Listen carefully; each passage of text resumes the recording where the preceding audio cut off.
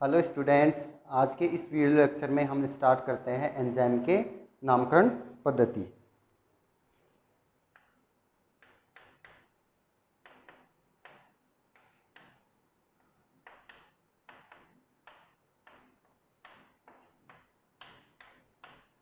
Enzyme की नामकरण पद्धति यानी एंजाइमों का नामकरण किस प्रकार किया जाता है उसके बारे में हम पढ़ते हैं। सबसे पहले एक साइंटिस्ट थे डुक्लेक्स, उन्होंने बताया था कि एंजाइम के नाम के अंत में एक प्रत्यय जुड़ा होता है एज, उन सब के अंत में। किसके अनुसार? डुक्लेक्स के अनुसार एंजाइम के अंत में क्या जुड़ा होता है? एज।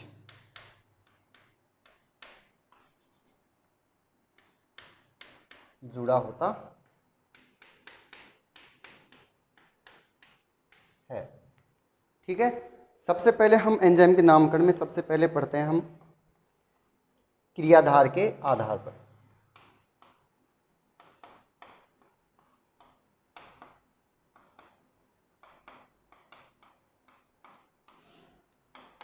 एंजाइम का जो नामकरण है हम क्रियाधार के अनुसार या अभिक्रिया के अनुसार, इस प्रकार हम एंजाइम का नामकरण अलग अलग तरीके से कर सकते हैं। इसमें डुक्लेक्स ने सबसे पहले ये बताया था कि भाई जो एंजाइम होता है उसके अंत में क्या जुड़ा होता है? ए जुड़ा होता है। इनमें सबसे पहले हम एंजाइम के नामकरण में सबसे पहले पढ़ते हैं क्रियाधार के आधार पर। जो अभिक्रिया में भाग ले रहे हैं क्रियाधार, उनके अनुसार भी क्या होता है? एंजाइम का नामकरण किया जाता है। जैसे एग्जाम्पल के तौर पर हो गया, माल्टोज को ग्लूकोज में जब बदला जाता है उसके लिए एक एंजाइम काम में लिया जाता है, वो होता है क्या है? माल्टोज। तो इसके लिए इसके अंत में क्या जोड़ देंगे? एज। तो ये क्या बन जाएगा? माल्टेज। ठीक है। Next fructose. फ्रक्टोज को बदलने वाला जो एंजाइम होता है वो होता है फ्रक्टेज।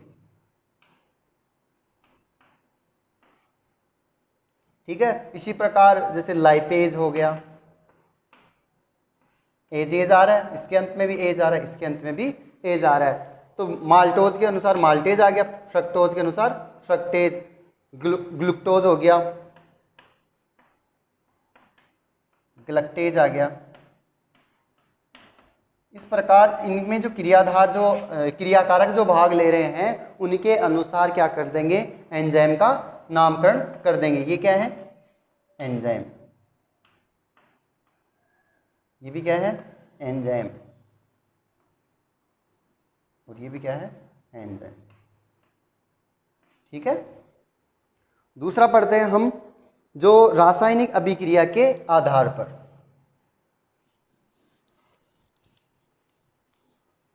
दूसरा पढ़ते हैं रासायनिक क्रिया के आधार पर। रासायनिक क्रिया के आधार।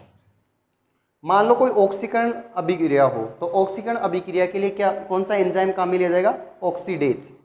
इसके लिए ऑक्सीकरण अभिक्रिया के लिए ऑक्सीकरण जो रिएक्शन होगी उसके लिए जो एंजाइम होगा वो क्या होगा? ऑक्सीडेज। एंजाइम कौन सा होगा? ऑक्सीडेज एंजाइम हो गया। अगर मान लो किसी रिएक्शन से हाइड्रोजन बाहर निकल रहा हो तो उसके लिए क्या होगा? डिहाइड्रोजिनेज। जल बाहर निकलने वाली रिएक्शन के लिए क्या आ जाएगा? एंजाइम।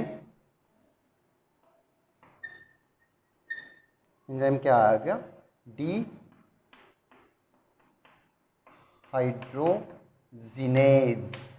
एज आ गया क्या अंत में? इसमें भी एज आ रहा है, इसके अंत में भी एज आ रहा है। तो ये क्या है? मुख्य रूप से एंजाइम की पहचान होती है कि जिसके अंत में एज होता है। डिहाइड्रोजिनेज का मतलब जिससे जल बाहर निकल रहा है। ठीक है। उसके बाद में हम पढ़ते हैं क्रियाधार व रासायनिक क्रिया के दोनों के आधार पर। यदि क्रियाधार और दोनों के अनुसार भी हम क्या कर सकते हैं, एंजाइम का नामकरण कर सकते हैं। थर्ड हम पढ़ेंगे क्रियाधार व रासायनिक क्रिया के आधार पर एंजाइम का नाम।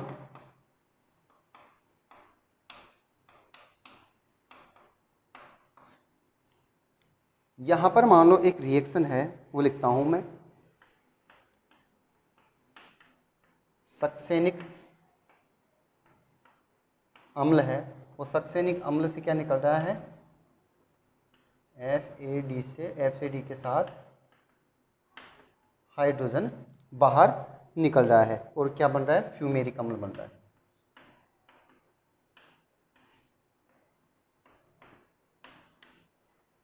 यहाँ पर जो सक्सेनिक अम्ल हो गया वो क्या हो गया, क्रियाधार हो गया, ठीक है। और यहाँ से क्या निकल रहा है, हाइड्रोजन बाहर निकल रहा है, ठीक है। जो हाइड्रोजन जहाँ से बाहर निकलता है उसके लिए क्या करते हैं, डिहाइड्रोजिनेज। तो यहाँ पर जो एंजाइम काम में लिया जाएगा वो क्या होगा, सक्सेनिक डिहाइड्रोजिनेज। यहाँ पर एंजाइम क्या हो जाएगा, इस रिएक्शन में क्रियाधार और जो जिस प्रकार की क्रिया हो रही है उसके अनुसार जो एंजाइम होगा वो कौन सा हो जाएगा, सक्सेनिक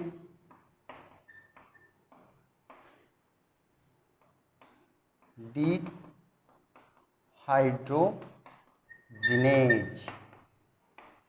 ठीक है।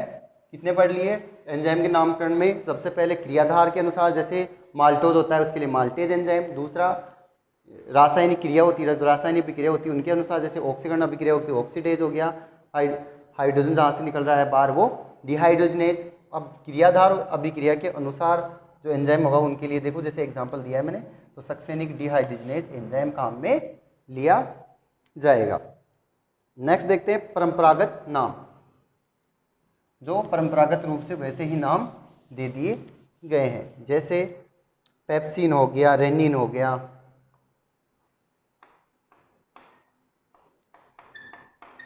परंपरागत नाम जो पुराने ज़माने में जो नाम दे दिए, जैसे पेप्सिन, रेनिन, टाइलिन, ऐसे कुछ नाम हैं। इनके अंत में एस तो आ नहीं रहा, लेकिन ये क्या है, परंपरागत रूप से जो पुराने समय में जो नाम दिए गए थे एंजाइम के, ठीक है।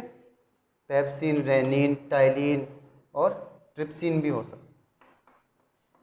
ट्रिप्सिन, ऐसे नाम क्या है, परंपरागत नाम के अंतर्गत आते हैं। नेक्स्ट की बात करें, नेक्स्ट में 5वें नंबर पर आएगा संतुति नाम। संतुति नाम में क्या करेंगे कि जो नाम जटिल होते हैं उनके लिए क्या दिए जाते हैं, सरल नामों में कन्वर्ट किया गया है। जटिल एंजाइम नाम को सरल नामों में,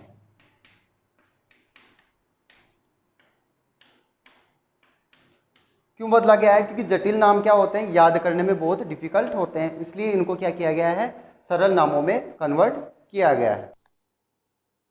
इसके बाद में नेक्स्ट देखते हैं मानक क्रमबद्ध नाम पद्धति।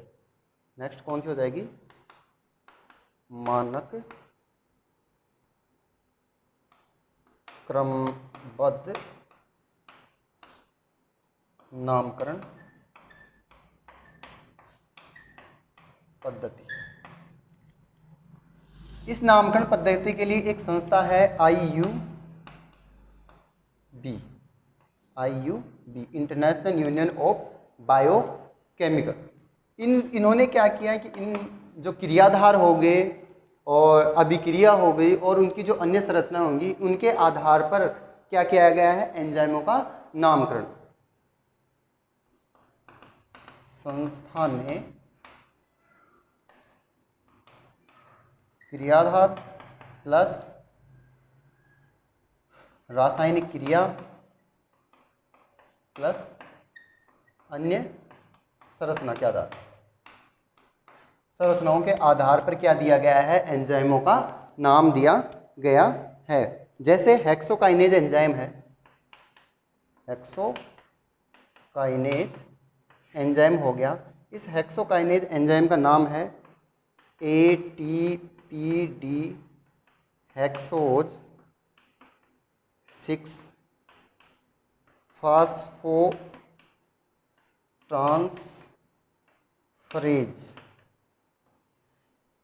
ये किसने दिया है, मानक क्रमबद्ध नाम पद्धति के अनुसार हेक्सोकाइनेज जो एंजाइम है उसका नाम होगा ATPD हेक्सोज 6 फास्फोट्रांसफरेज। ये क्या नाम है इसका, हेक्सोकाइनेज एंजाइम का नाम है। इसी प्रकार अगर यूरिएज एंजाइम की बात करें, किसकी, यूरिएज, यूरिएज एंजाइम की बात करें तो यूरिएज एंजाइम का नाम होगा यूरेट O2 आइसो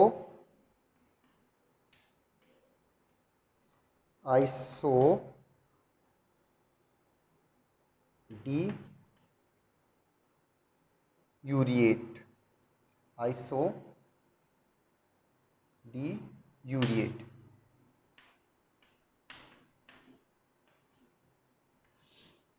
ये यूरिएज एंजाइम का मानक क्रमबद्ध नाम पद्धति के अनुसार नाम है। ठीक है, तो एंजाइम की नामकरण पद्धति हमने पढ़ ली। इसके बाद में हम पढ़ते हैं एंजाइम का वर्गीकरण।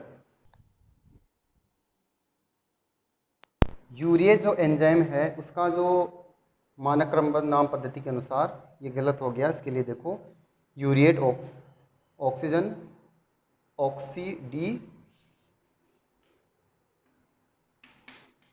ऑक्सीडो रिडक्टेज,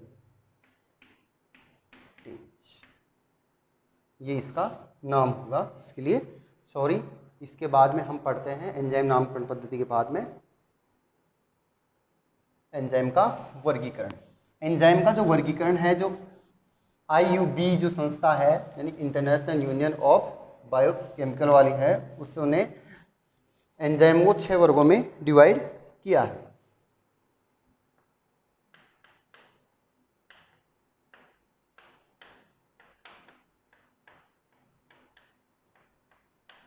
वर्गीकरण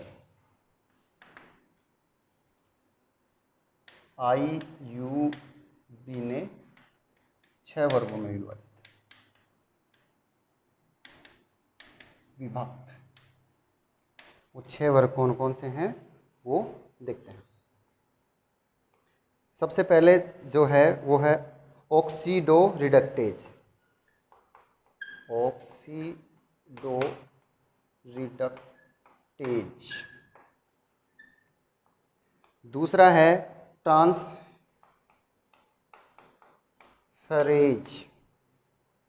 ट्रांसफरेजेज।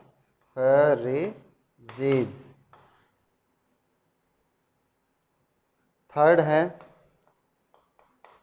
हाइड्रोलेजेज।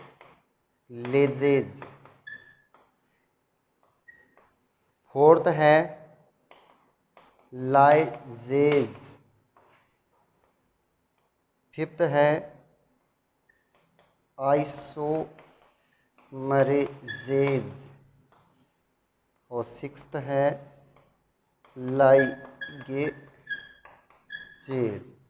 ये कंप्लीटली कितने हैं एंजाइमो डिवाइड किया गया था, 4 में डिवाइड कर रखा है। ऑक्सीडो रिडक्टेज, ट्रांसफरेजेज, हाइड्रोलेजेज, लाइजेजेज, आइसोमरेजेज और लाइगेजेज। इनको पढ़ते हैं हम। एंजाइमों को डिटेल से पढ़ते हैं। जैसे सबसे पहला ऑक्सीडो रिडक्टेज जो एंजाइम को बांटा है, उसमें क्या करेंगे, ऑक्सीकरण अभिक्रिया और जो अपचयन अभिक्रिया है उन दोनों के लिए एंजाइम कार्य करेंगे। ऑक्सीडेशन और रिडक्शन वाली जो दोनों अभिक्रियाएं होती हैं उनके लिए इनमें क्या करेगा, ऑक्सीडेज एंजाइम, ऑक्सीडेज जो क्रिया होंगी उनके लिए जो एंजाइम काम में लिया जा रहा है वो है साइटोक्रोम ऑक्सीडेज हो गया। और डिहाइड्रोजनेज जो कोई भी क्रिया हो रही है, जो अभिक्रिया हो रही है, उसके लिए एंजाइम है अल्कोहल डिहाइड्रोजिनेज। इसी प्रकार ट्रांसफरेजेज क्या बात करें एंजाइम की, तो इसमें क्या करेगा, ये समूह जो ग्रुप होते हैं जैसे एमिनो समूह हो गया, कीटोन समूह हो गया, उनका क्या करेगा, स्थानांतरण करने का कार्य करेगा। एग्जाम्पल के तौर पर जैसे कीटोन समूह हो गया, एमिनो समूह हो गया, इनका क्या करेगा, स्थानांतरण करेगा। इसके लिए स्थानांतरण करने के लिए जो एंजाइम है, जैसे काइनेज एंजाइम हो गया, ट्रांसफास्फेटेज एंजाइम हो गया, ट्रांस एमिनेज एंजाइम हो गया, जो एमिनो का ट्रांसफर करेगा। हाइड्रोलेजेज, इसमें क्या करेगा कि इसमें जल के अणु जुड़ेंगे भी और बाहर भी निकलेंगे। तो जोड़ने के लिए क्या करेंगे कि जो छोटे छोटे अणु होंगे वो आपस में जुड़ेंगे, और आपस में जोड़ने का जो कार्य करेंगे वो क्या करेंगे, फ्यूमेरेज एंजाइम में करेंगे और इनोलेज एंजाइम करेंगे।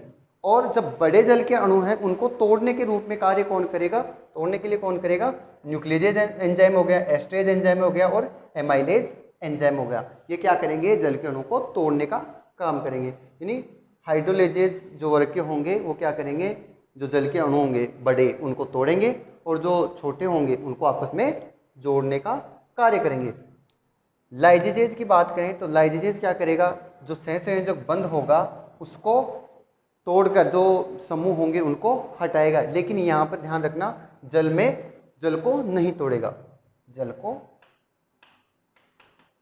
नहीं तोड़ेगा। जैसे एल्डोलेज एंजाइम हो गया, हिस्टिडीन हो गया, डीकार्बोक्सीलेज एंजाइम हो गए। आइसोमरेज वर्ग के जो एंजाइम होंगे वो क्या करेंगे, एक समावयवी होगा, उसमें समावयवी अणुओं को बनाने का कार्य करेंगे। जैसे आइसोमरेज एंजाइम है वो ग्लूकोज को क्या करेगा, फ्रक्टोज में बदल देगा। आइसोमरेज क्या करता है, ग्लूकोज को फ्रक्टोज में बदलता है। ठीक है, तो फ्रक्टोज क्या हो गया, ग्लूकोज का क्या होता है, समावयवी होता है। लाइगेजेज एंजाइम, ये एकमात्र ऐसा इस वर्ग के जो एंजाइम होंगे वो क्या करेंगे, अणुओं को जोड़ने का कार्य करेंगे। जो दो यौगिक होंगे उनको सहसंयोजक बंध द्वारा जोड़ने का कार्य करेंगे, बाकी ये क्या करेंगे, तोड़ने का कार्य ही कर रहे हैं। एग्जाम्पल के रूप में देखो हो गया पाइरुवेट कार्बोक्सिलेज हो गया, सिट्रेज सिंथेटेज हो गया, ये एंजाइम हो गए। ठीक है, आज के इस वीडियो लेक्चर में हमने एंजाइम का नामकरण और एंजाइम का वर्गीकरण पढ़ लिया है। इसी के साथ अपना एंजाइम का चैप्टर कंप्लीट। Thank you.